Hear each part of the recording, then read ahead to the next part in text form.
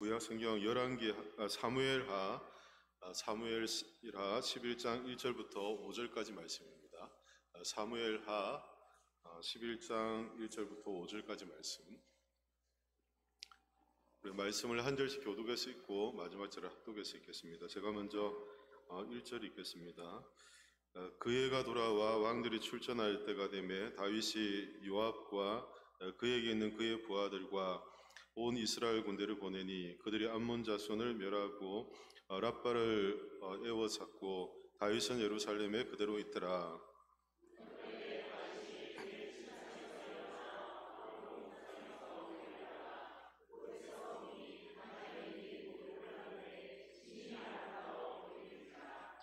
다윗이 사람을 보내 그 여인을 알아보게 하였더니 그가 아뢰되 그는 엘리암의 딸이요 해 사람 우리아의 아내 바세바가 아니니까 하니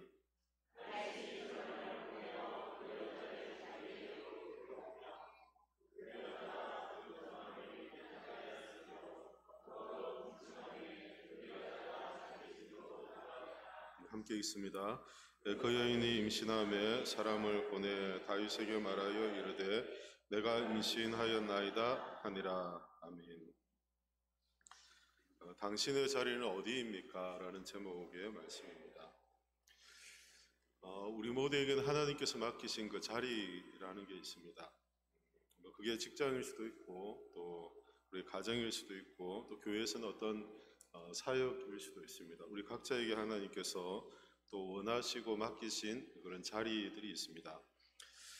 그런 자리가 때때로 우리에게 고달프게 여겨지기도 하고 또 피하고 싶은 그런 장소일 수도 있습니다. 그러나 우리가 그러한 자리에 있을 때 우리의 신앙이 유지되고 하나님께서 우리가 그 안에서 살아가도록 하나님께서 우리에게 은혜를 베푸신다는 것을 알게 됩니다.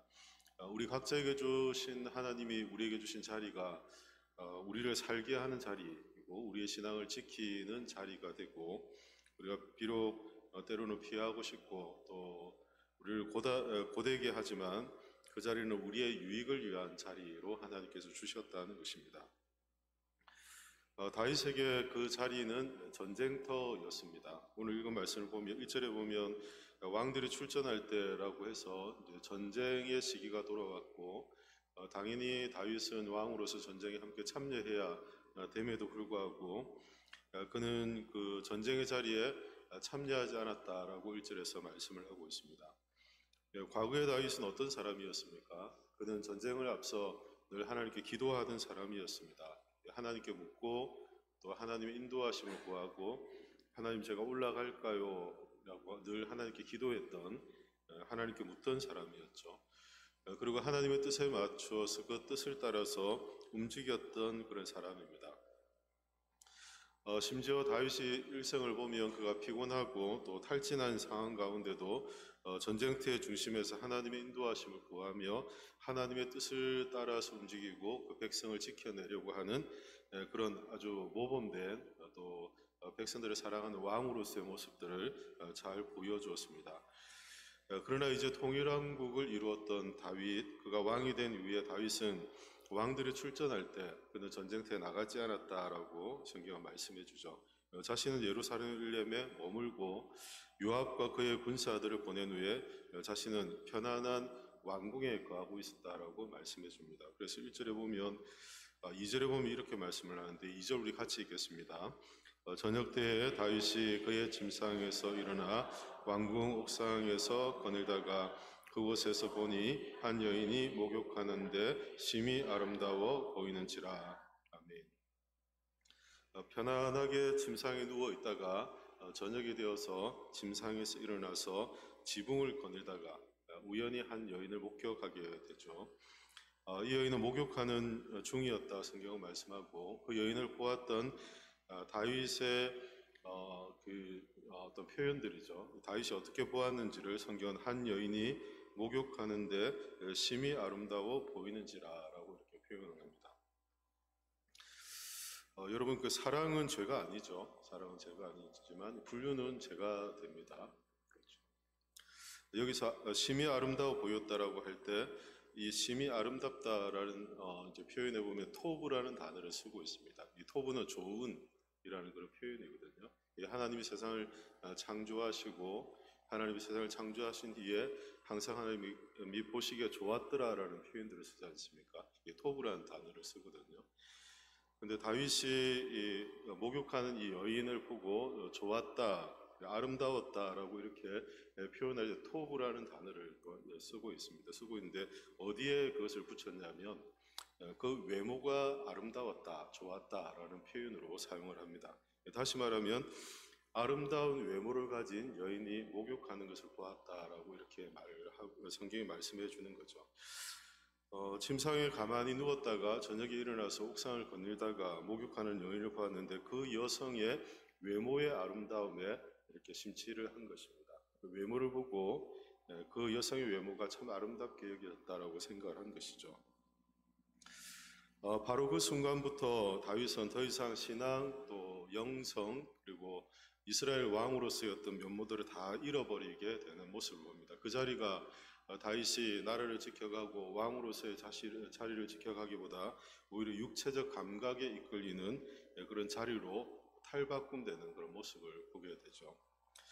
하나님께서 자신에게 맡기신 자리를 떠났을 때 다윗은 그가 하나님 앞에 신앙인으로 바로 서기보다 오히려 육체적 감각에 이끌리는 이 감각에 따라서 판단하고 육체적 감각에 이끌려서 재회로 기울어져 버리는 그런 모습들을 보여주는 것을 봅니다. 다윗은 더 이상 기도하지 않았고 자신의 육체적인 감각에 따라서 이끌려 움직입니다. 이것이 얼마나 빨리 이렇게 진행되었는지를 성경을 보면 이렇게 표현하는데 3절에 보면 다윗이 사람을 보내어 그 여인을 알아보게 하였더니 그가 아뢰되 그는 엘리암의 딸이요 헷 사람 우리아의 아내 바세바가 아니니까 하니 라고 이렇게 말씀하고 있죠. 4절 우리 같이 읽겠습니다. 다윗이 전령을 보내어 그 여자를 자기에게로 데려오게 하고 그 여자가 그 부정함을 깨끗하게 하였으므로 더불어 동침함에 그 여자가 자기 집으로 돌아가니라. 다윗이 목욕하는 이 여인의 아름다운 외모를 보고 그 여인이 누구인지 알아보게 했습니다. 그리고는 아주 신속하게 이 여인을 자신의 왕궁으로 데려오는 것을 봅니다. 근데 신속하게 이 여인을 데려오는 과정을 보면 한마디의 말도 없고 한마디의 대화도 없고 그 여인이 누구인지도 정확하게 표현하고 있지 않습니다. 심지어 5절에 보면 이렇게 말씀하죠. 그 여인이 임신함에 사람을 보내 다윗에게 말하여 이르되라고 하며 이 바세바 앞에서 2절에서 보면 3절에서 보면 그 여인을 바세바라고 표현하고 있지만 성경은 5절에 보면 끝까지 그 바세바를 향해서 그 여인이라고 표현하며 철저하게 인격이 이렇게 무시되어 있는 그렇죠. 무시되어 있는 행동만이 강조되어 있는 그런 모습을 봅니다. 육체적 감각입니다. 육체적 감각에 이끌려서 살았던 이 다윗의 모습을 보면 철저하게 행동 중심이죠. 알아보게 하고 데려오게 하고 잠자리를 함께 하고 그 여인을 돌려보내고 그리고 그 여자에 대해서 그 여자가 임신함에라고 이렇게 표현하고 있는 것을 보게 됩니다. 이것이 얼마나 잘못된 태도였고 이것이 하나님 보시기에 얼마나 악한 행동이었는지 성경은 그것을 잘 우리에게 묘사해 주고 있는데요. 그래서 3절에 보면 다윗이 심히 아름다워 보였다라고 말하지만 사실은 그 여인이 어떤 사람인지에 대해서 성경은 우리에게 제시해 주고 있습니다. 이것이 단순한 사랑이 아니라 잘못된 관계의 시작이다라는 것을 보여줍니다. 3절 같이 읽겠습니다. 다윗이 사람을 보내 그 여인을 알아보게 하였더니 그가 아뢰되 그는 엘리암의 딸이요 헷 사람 우리아의 아내 바세바가 아니니까 하니. 다윗의 한 여인을 목욕하는 모습을 보고 그 여인의 외모의 아름다움에 빠져서 그 여인을 알아보게 했는데 알고 봤더니 그 여인은 다윗이 근접할 수 있는 건강한 관계 사랑이 아닌 그리고 여인이라는 걸 성경 이미 말씀해주고 있고 다윗이 그 여인을 보았을 때 어떤 마음의 동기로 그 여인을 보았는지도 이 바세바를 소개하면서 우리가 잘 말씀해주고 있죠. 그럼에도 불구하고 다윗은 전혀 생각하지 않습니다. 판단하지 않고 그것을 얼마나 자신의 잘못된 태도, 잘못된 행동인지를 고려하지 않은 채 신속하게 얼마나 빨리 여인을 알아보고 이 여인을 데려와서 함께 잠자리를 하고 동침을 한 뒤에 그녀를 돌려보내는 이런 일들을 아주 신속하게 하고 있는 모습을 봅니다. 인격이라는 것은 전혀 없는, 관계라는 것은 전혀 없는, 우리가 사랑이라고 말할 때는 서로에 대한 사랑과 애정, 관계, 어떤 이런 것들을 이야기할 수 있지 않습니까? 관계가 빠져 있고 인격이 빠져 있는 그저 행동만 있는 그런 모습을 보여줍니다. 그러니까 감각적인 것이죠. 육체적인 것이고 자신의 감각 그리고 자신의 또 육체적 기쁨을 위해서 다윗이 어떻게 이렇게 판단하고 신속하게 이렇게 하고 있는지를 보여주는 그런 말씀인 것을 보게 됩니다.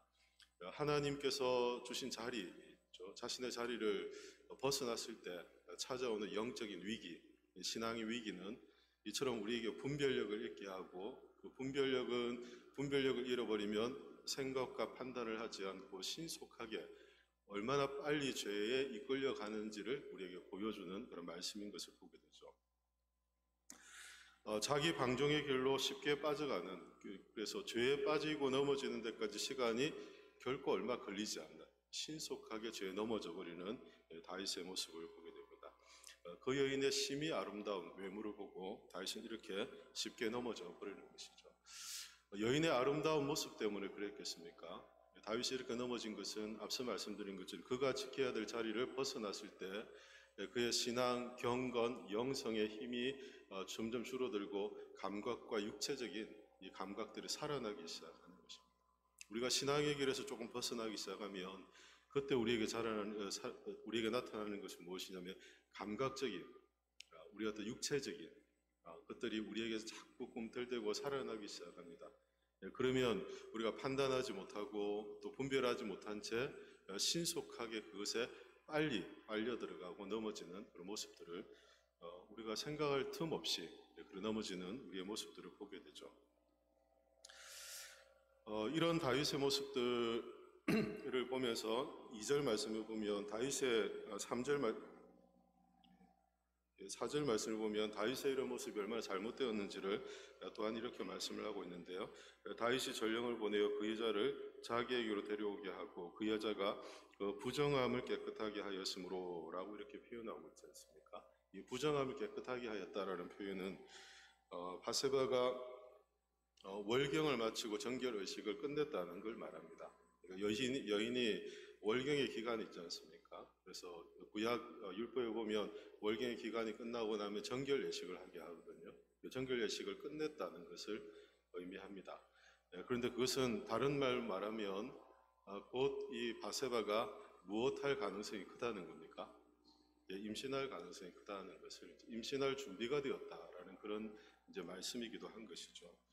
그러니까 다윗의 이런 어떤 그 잘못된 어떤 육체적인 자기 어떤 감각이 살아나기 시작하자 그가 신속하게 죄로 기울어지는데 그 신속하게 죄로 기울어지는 상황 가운데 이런 그 바세바의 상황이든 아니면 그들의 어떤 관계 안에서든 하나님 보시기에 기쁘지 않는 그런 모습들이 여러 장치들을 통해서 이야기하고 말씀하고 있음에도 다윗은 그것을 전혀 생각지 않고 그것을 무시하고 자기 통제가 되지 않는 그런 모습들을 보여주고 있죠. 죄의 그 파괴적인 힘이 무엇입니까? 그것은 스스로 통제할 수 없다라는 것입니다. 그래서 성경에서 보면 가장 무서운 표현 중에 하나가 뭐냐면 제가 읽고 무서운 표현이 하나가 있는데 그 4절에 보면 그 여자를 자기에게로 어떻게 했다고요?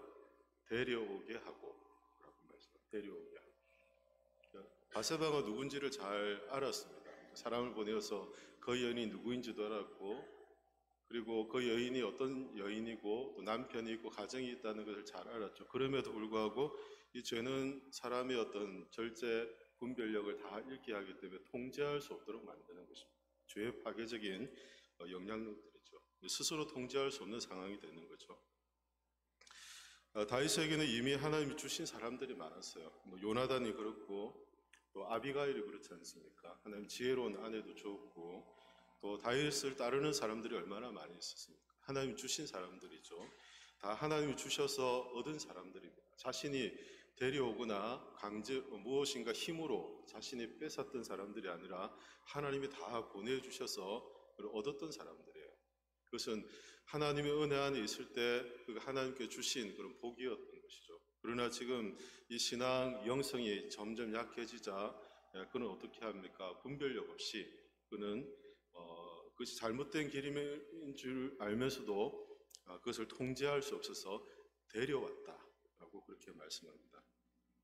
자신이 원하는 것을 가지고 누구도 제재하지 않는 상황들, 그리고 생각할 필요도 없고 생각하지도 않는 분별력 없는 그런 행동들, 누구에게 변명할 필요도 없는 그런 상황들은 무엇이든 할 수 있는 왕이었고, 이스라엘의 왕이었고, 그가 원하는 것은 무엇이든 할 수 있는 엄청난 파괴적인 권력을 가지고 있는 다윗의 모습을 보게 되는 거죠.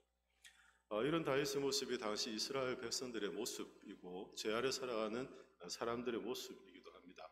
우리가 죄에 이끌리면 판단하지를 않아요. 생각하지 않습니다. 이 죄는 우리에게 판단과 분별력을 다 마비시켜버립니다. 그러면 판단과 분별력이 마비되게 되면 얼마나 우리가 신속하게 그 죄로 이끌려가고 죄에 넘어지는지를 우리는 잘 알아요. 그리고 이 죄의 파괴력은 우리 스스로를 통제할 수 없기 때문에 그 누구도 막을 수 없는 통제 불가능한 상태로 놓이게 됩니다. 그래서 내가 원하는 것, 내가 가지기를 원하는 것을 다 데려오는, 내가 다 가지려고 하고 내가 취하려고 하는 그리고 욕심에 이끌려서 자신의 어떤 자기중심적인 삶을 살면서 그 누구도 통제하지 못하는 그런 삶 가운데 빠져버리는 그런 모습들을 보게 됐죠. 그것이 다윗 한 사람의 모습뿐 아니라 그 시대를 살아가는 이스라엘 백성들의 모습이나 또 제 아래 살아가는 오늘날 우리들의 모습이기도 하다는 것입니다. 누구에게 변명할 필요도 없고 내가 원하는 것은 무엇이든 할 수 있고 내가 갖기를 원하는 것은 스스로 얼마든지 가질 수 있다고 생각하며 그런 스스로 통제할 수 없는 파괴적인 삶을 살게 하는 것이 죄의 영향력이라는 것을 우리가 깨닫게 되죠. 이렇게 다윗은 그가 하나님이 그에게 맡기신 자리이죠. 그가 왕들이 출전하고 전쟁할 때 그 자리를 벗어나서 좀 평안하고 이제 뭔가 성공의 자리에 이르렀고 뭔가 다 갖추었다고 생각할 그때 다윗은 철저하게 무너져 내리는 그런 모습들을 보게 됩니다. 감각이 살아나고 육체적 감각에 이끌려서 판단하고 그것을 통제할 수 없어서 그가 원하는 것은 무엇이든 다 데려와서 자신의 것으로 삼으려고 하는 그런 다윗의 모습을 보게 되죠. 이런 다윗에게 5절 말씀을 보면 이런 다윗의 삶을 무너뜨릴 만한 다윗의 삶을 무너뜨릴 만한 일들이 생깁니다. 5절 같이 읽겠습니다. 그 여인이 임신함에 사람을 보내 다윗에게 말하여 이르되 내가 임신하였나이다 하니라. 아멘. 다윗이 이렇게 철저하게 자기중심적이고 자기 파괴적인 삶을 살며 통제 불가능한 그런 삶을 살면서도 자신의 얻는 것을 다 취할 수 있는 자기 권력에 취해 있는 인생을 살았어요. 그런데 이 인생을 완전히 무너뜨릴 만한 일들이 생깁니다. 그것이 무엇이냐면 5절 보면 그 여인이 임신함에 사람을 보내어 다윗에게 말하되 내가 어떻게 됐다고요? 임신하였나이다.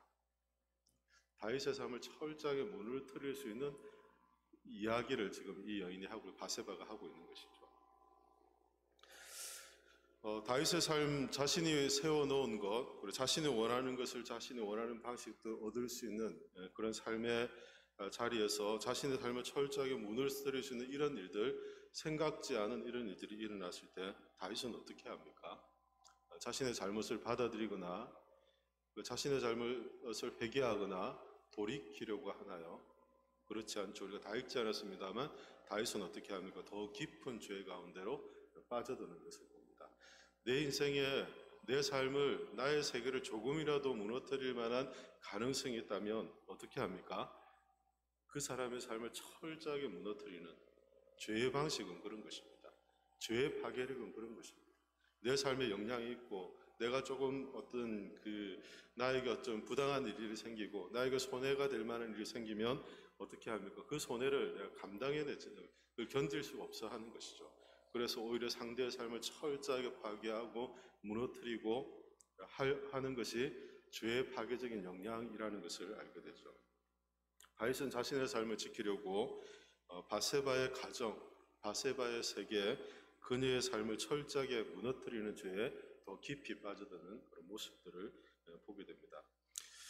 전쟁의 때에 자신이 있어야 될 자리에서 자세히 서지 못하고 그의 신앙이 점점 약화된 자리에서 육체의 감각이 살아나기 시작하자 분별력을 잃고 자신이 원하는 것을 취하며 살았던 다윗, 그리고 자신에게 위기가 찾아오자 오히려 자신의 삶을 지키려고 사람들의 삶을 철저하게 파괴하는 그런 모습들을 보게 됩니다. 우리가 하나님이 우리에게 주신 사명의 자리가 있습니다. 우리에게 맡기신 자리들이 있죠. 그 자리들이 각각 다를 수 있습니다. 그러나 그 자리는 하나님이 우리와 함께 하시는 사명의 자리라는 것을 우리는 기억해야 합니다. 때때로 그 자리가 우리를 피곤하게 하고 힘들게 하고 감당하기 버거울 만큼 우리를 어렵게 할 수 있죠. 그러나 그 자리에 있을 때 하나님 우리를 지키시고 또 그 자리에서 우리와 함께 하시고 우리를 지켜가시는 하나님의 동행하심을 경험할 수 있다는 것을 우리가 깨닫게 됩니다. 우리가 그 자리를 벗어나면 일순간 우리는 죄로 치닫고 우리가 판단할 수 없는 신속하게 죄로 이끌리는 연약한 우리들의 모습을 보게 된다는 것입니다. 오늘도 우리의 삶을 지키시는 예수 그리스도의 은혜를 소망하면서 우리가 주님의 은혜 안에 있고 하나님의 선하신 뜻을 따라 살려는 결단을 갖고 살아갈 때 우리는 죄의 유혹이죠. 우리 안에서 우리의 어떤 육체적 감각이 살아나서 그 육체의 감각대로 이끌리는 그런 인생이 아니라 하나님의 뜻을 기뻐하고 하나님의 뜻을 추구하며 또 믿음으로 사는 그런 복된 인생을 우리가 함께 살아갈 수 있는 것입니다. 그래서 이 시간 우리가 기도할 때 하나님, 우리가 하나님 맡기신 자리에 순종함으로 그 자리를 잘 지켜갈 수 있도록 도와주십시오. 우리가 기도해야 할 것이고요. 우리의 신앙이 약해질 때 우리 육체적 감각이 일어날 수 있는데 하나님, 그때 우리의 영적 분별력을 잃어버리지 않도록 하나님 저희들에게 은혜를 주십시오. 우리는 또한 기도해야 할 것입니다. 그리고 또한 육체의 감각이 우리를 유혹할 때 우리가 하나님의 말씀으로 우리를 붙잡아 주셔서 우리의 행동이 또 우리의 생각이 판단이 하나님의 말씀으로 우리 단단히 붙잡아 주셔서 넘어짐이 없도록 하나님 도와주십시오. 우리가 기도하며 오늘도 우리를 향하신 그 하나님의 놀라운 은혜를 경험하는 그런 귀한 밤이 되어야 할 줄로 믿습니다. 이런 은혜가 이 밤에 여러분들 삶 가운데 충만하시기를 예수님의 이름으로 축원합니다. 이제 기도하겠습니다. 살아계신 하나님, 은혜를 감사합니다. 오늘 주신 말씀을 따라 하나님, 우리가 하나님께서 우리에게 맡기신 자리, 또 우리의 하나님께서 우리에게 주신 그 자리를 우리가 떠날 때 우리의 육체의 감각이 살아나고 또 그 육체의 감각이 살아남을 따라서 우리가 분별력 없이 신속하게 죄에 이끌려가는 연약함을 가진 존재임을 말씀 앞에 제가 비춰보게 하시니 감사합니다. 때때로 아무도 통제할 수 없고 그 누구도 제어할 수 없는 자신의 욕심을 따라 살아가는 저희들의 모습을 주님이 아십니다. 주님, 말씀으로 저희를 단단히 붙잡아 주셔서 영적 분별력을 갖고 하나님의 뜻을 믿음으로 붙잡고 살아갈 수 있도록 도와주시고 죄로 기울어지는 우리의 연약한 모습들을 주께서 성령으로 붙잡아 주셔서 하나님의 은혜 가운데 주께서 저희와 함께 하시는 은혜 가운데 승리할 수 있도록 하나님 인도해 주시옵소서. 감사드리며 살아계신 예수 그리스도 이름으로 기도하옵나이다. 아멘. 우리 함께